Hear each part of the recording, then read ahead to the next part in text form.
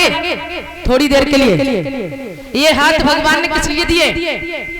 इसलिए नहीं दिए कि गांव में झंझट हो तो 2-4 लगा दो, अरे वो भी जरूरी है, लेकिन इसके साथ साथ भगवान का भजन बहुत जरूरी है। ताइए बोलते हैं कि नटवर नागर नंदा भजो रे मन गोविंदा,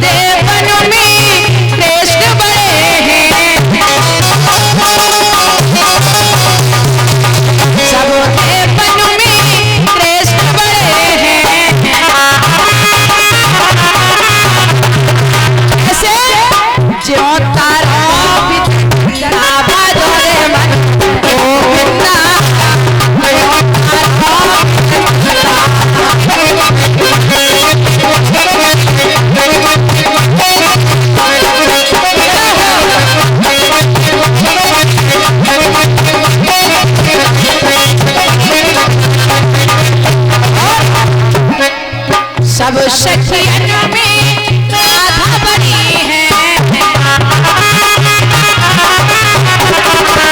सब सखियन में राधा बनी है, राधा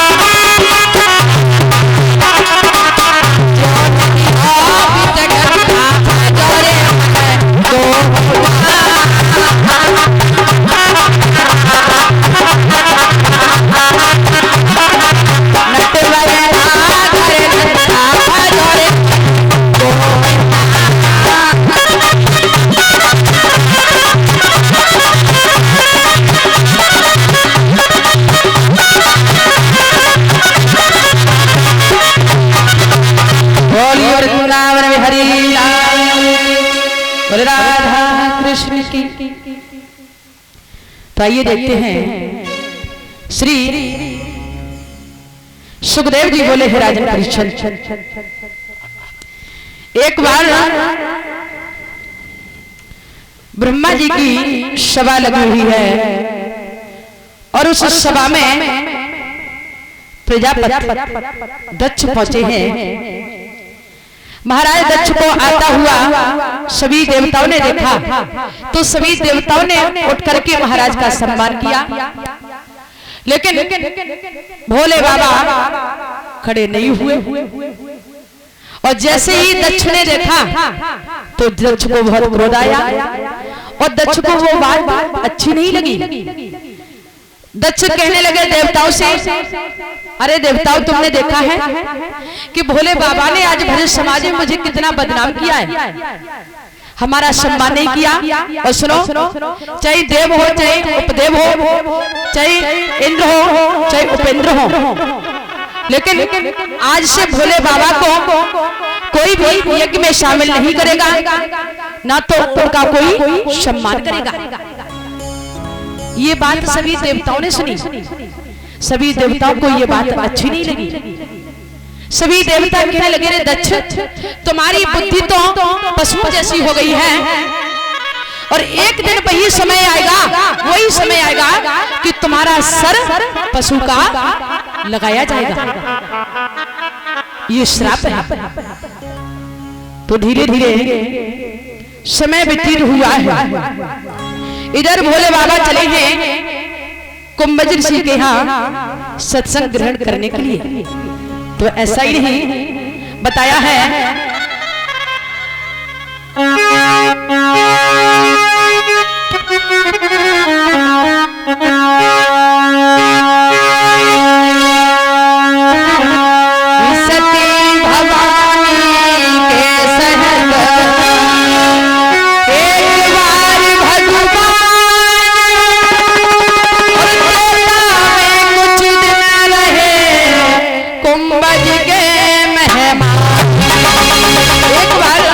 भोले बाबा मैया पार्वती को लेकर के कुंभज ऋषि के यहाँ सत्संग ग्रहण करने के लिए चले हैं।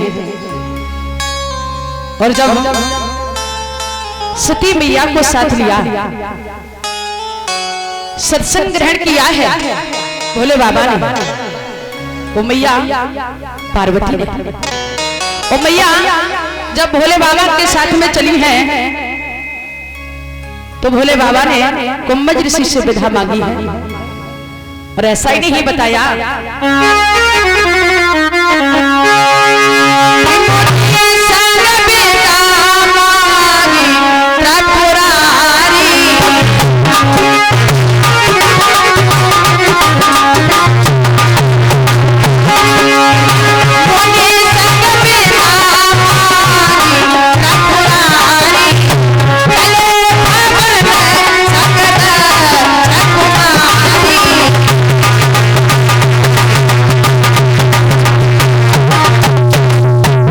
भोले बाबा और मैया सती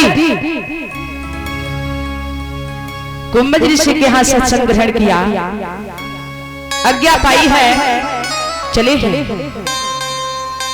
रास्ते में भोले बाबा मैया सती जा रहे हैं, तो क्या देखा है मैया सती ने, चलते चलते मैया सती थक गई। भोले बाबा से कहने लगी, बाबा ऐसा करते थोड़ी देर से वट वृक्ष के नीचे विश्राम कर लेते हैं, उसके बाद में चलेंगे।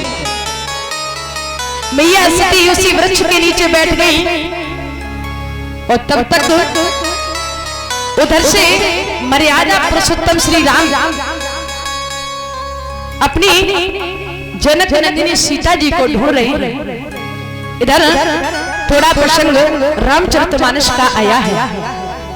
बताया है कि जब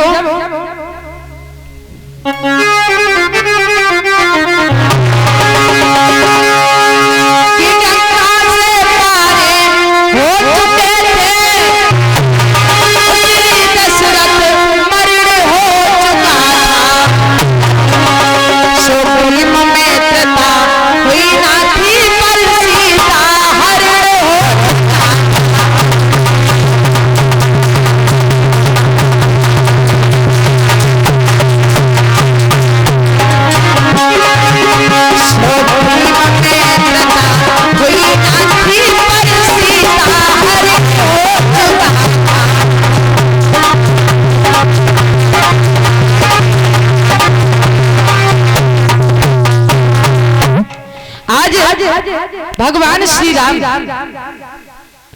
जब देखा है मर्यादा पुरुषोत्तम श्री राम और सीता और लक्ष्मण जब दंडक वन में पहुंचे हैं, तो उसी दंडक वन में जब शूर्पणखा भगवान श्री राम से मिली है, तो शूर्पणखा ने क्या कहा कि तुम सम पुरुष मौसम नारी, और ये संयोगी विधि रचा विचारी। कि हे नाथ, ये नहीं कहा शूर्पणखा ने कि तुम्हारे जितना सुंदर कोई पुरुष नहीं है और हमारे जितना सुंदर कोई स्त्री नहीं है, लेकिन शूर्पणखा ने मन में ये विचार किया था, क्या ये हमको ऐसे ही साजन और मिल जाते मेरे सब मन की हुई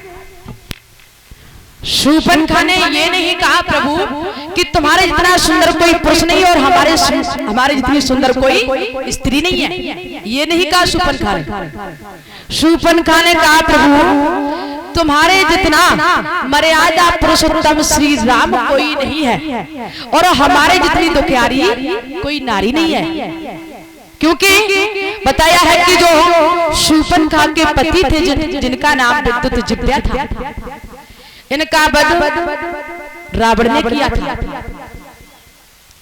तो शूर्पणखा ने अपने मन में ये संकल्प किया था, भैया तूने मुझे क्या विधवा बनाया, मैं ये संकल्प करती हूँ कि मैं इस लंका में एक भी सदवा स्त्री को नहीं छोड़ूंगी।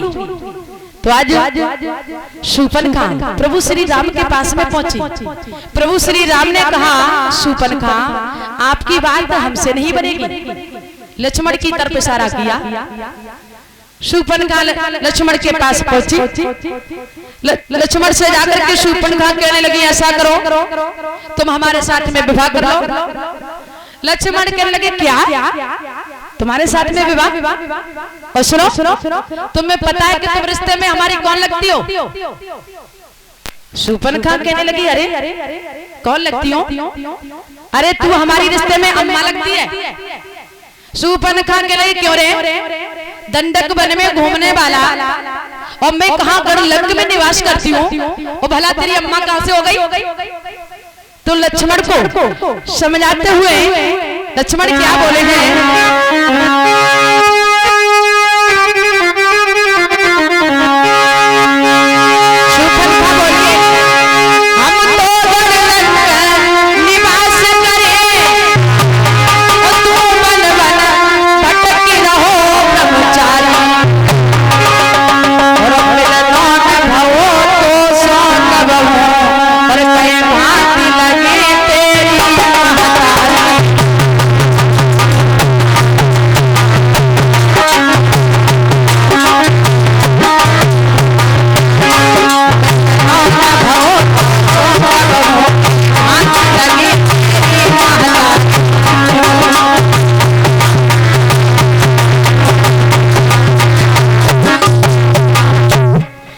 शूर्पणखा ने जब इतना कहा, प्रभु श्री राम ने लक्ष्मण की तरफ इशारा किया है। लक्ष्मण प्रभु का इशारा पाया, लक्ष्मण ने शूर्पणखा के दोनों नाक और कान काट लिए।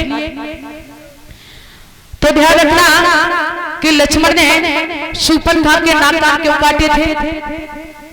क्योंकि बताया है परीक्षित महाराज, ये शूर्पणखा और जो शेषा अवतारी लक्ष्मण थे, ये लक्ष्मण पूर्व जन्म में शेष थे और शूर्पणखा शेषनी थी। एक बार ये शेषनी पराय शेष के साथ चली गई तो शेष ने मन में विचार किया कि अगले जन्म में मैं तुझे इतना क्रूप कर दूंगा कि तू किसी को अपना मुख दिखाने के लायक नहीं रहेगी। तो आज लक्ष्मण ने इसलिए शूर्पणखा के नाक कान काटे थे। जैसे ही नाक कान कटे हैं, शूर्पणखा ने प्रभु श्री राम को तरफ इशारा किया, कहा प्रभु हमारा काम हो गया, अब हम सबको एक एक करके भेजते रहेंगे और तुम सभी का उद्धार करते जाओ। आज शूर्पणखा चली है और जाते ही जाते खरदूषण तृष्णा के पास में पहुंची। खरदूषण तृष्णा ने रोता हुआ देखा, पूछने लगे बहन क्या हुआ? सारा हाल बताया है। अरे एक दंडक वन में दो बालक आए हैं, उसके पास में एक बड़ी सुंदर नारी है और उसका जो छोटा भाई लक्ष्मण है उसने हमारे नाक कान को काट लिया। खरदूषण तृष्णा को क्रोध आया, बदला लेने के लिए चले हैं। तो आज जब खरदूषण तृष्णा भगवान श्री राम को मारने के लिए पहुंचे हैं, तो आज भगवान श्री राम ने खरदूषण तृष्णा का उद्धार किया है। उसके बाद में खरदूषण तृष्णा का भी उद्धार हुआ। अब शूर्पणखा को चैन नहीं पड़ा। शूर्पणखा भैया रावण के पास में पहुंच गई। वो चिल्लाने लगी, भैया तुम्हारे होते होते और हमारा आज इतना बड़ा अपमान हुआ है।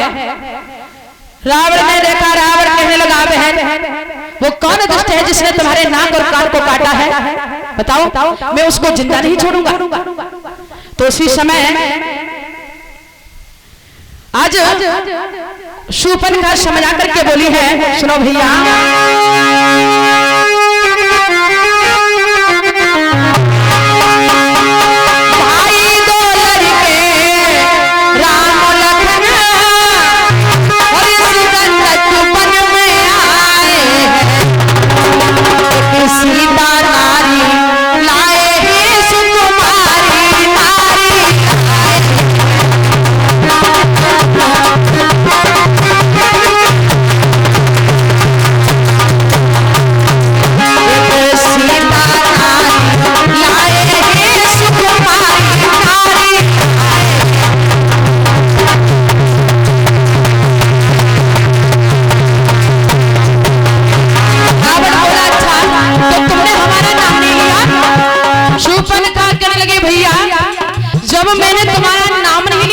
उससे पहले तो हमारे नाक कान थे और जैसे ही मैंने तुम्हारा नाम लिया जब मैंने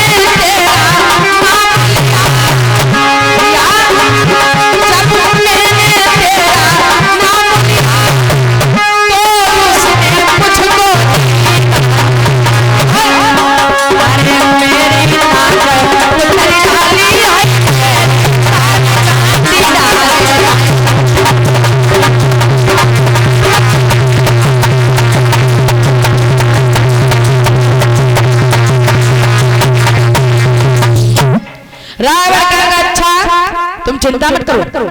उसी समय रावण ने मामा मारीच को बुलाया है और कहा जाओ तुम एक सोने का मृग बन जाना और सीता के मन को लुभाना, और उसी बीच में मैं जाकर के जनक नंदिनी सीता का हरण कर लूंगा। मामा मारीच ने बहुत मना किया, अरे आप प्रभु श्री राम से बहर करने जा रहे हो, ये अच्छा नहीं है। रावण कहने लगा अगर तुम हमारा कहना नहीं मानोगे तो तुम्हारे लिए मौत है। मामा मारीच ने मन में विचार किया कि जब इधर भी मौत है और इधर भी मौत है तो क्यों ना भगवान श्री राम के हाथों से हमारा उद्धार हो जाए। भगवान श्री राम के हाथों से मरना उचित समझा। मामा मारीच सोने का मृग बने हैं और जिस कुटिया में मैया सीता बैठी है आज जाकर के वो मृग सामने डोलने लगा। मैया सीता ने जैसे ही मृग को देखा प्रभु श्री राम से कहा है प्रभु ये कितना सुंदर हिरण है, प्रभु आप इस हिरण को मार के लाइए, मैं इसकी छाल से अपनी कुटिया को सजाऊंगी। भगवान श्री राम कहने लगे चिंता मत करो। लक्ष्मण को समझाया है लक्ष्मण मैं हिरण को मारने के लिए जा रहा हूँ लेकिन आप अपनी मैया सीता को छोड़ करके कहीं मत जाना। लक्ष्मण कहने लगे चिंता मत करो। उसी समय जब मामा मारीच मृग बन के आगे भागते जा रहे हैं, भगवान श्री राम पीछा करते जा रहे हैं, तो मामा मारीच ने प्रभु श्री राम की आवाज में जैसे ही हाय लक्ष्मण कहाँ है, तो मैया सीता कहने लगी लक्ष्मण मुझे ऐसा लग रहा है कि तुम्हारे भैया किसी संकट में है, जाओ जाकर के आप अपने भैया की कुछ सहायता करो। लक्ष्मण कहने लगे नहीं माँ मैं तुमको छोड़ करके नहीं जा सकता हूँ। मैया कहने लगी लाल तुम कैसे भाई हो, जब एक भाई किसी विपत में है आफत में है और तुम हमें छोड़ करके नहीं जा रहे हो। लक्ष्मण जाओ जाकर के अपने भैया की सहायता करो। जब भैया ने बहुत समझाया है लक्ष्मण को तो लक्ष्मण ने आज अपनी माँ सीता को समझाया है भैया मैं लक्ष्मण रेखा खींच दे रहा हूँ, अगर कोई आए तो आप इस रेखा से बाहर मत निकलना। और लक्ष्मण रेखा खींचने के बाद में चले गए। इधर रावण को चैन नहीं पड़ा। उसी समय रावण पहुंचा है और जाते ही जाते कहने लगा माता बिच्छा दे, भैया बिच्छा दे दे, और उस कुटिया पर खड़ा हो गया। और रावण क्या बोला है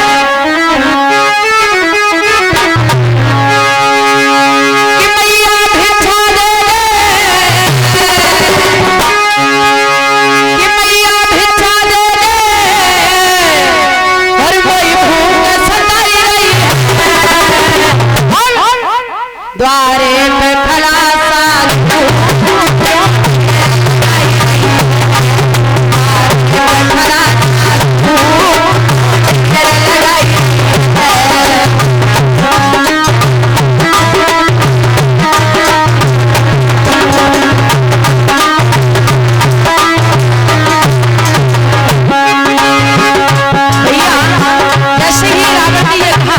तो मैया कंद फूल फल लेके आई और रेखा के अंदर कड़ी और बाबा को देने लगी। लेकिन रावण बहुत चालाक था। रावण बोला ऐसा साधु ना हो, बोला ऐसा साधु ना हो, रेखा भीतर जाओ नहीं जाती हो और द्वार जाओ।